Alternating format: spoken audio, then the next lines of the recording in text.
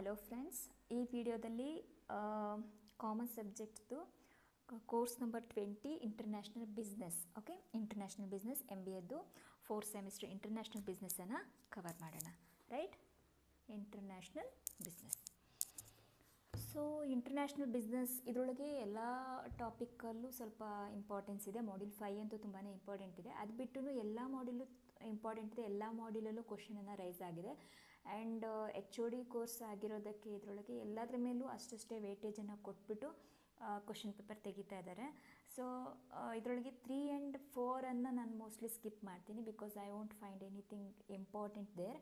Okay, so 1 and 2 ಒಂದು video ಮಾಡಿ, next module 2 module 3 ಸ್ವಲ್ಪ ಟೈಮ್ ತೊಗೊಳುತ್ತೆ ಇದಕ್ಕೆ.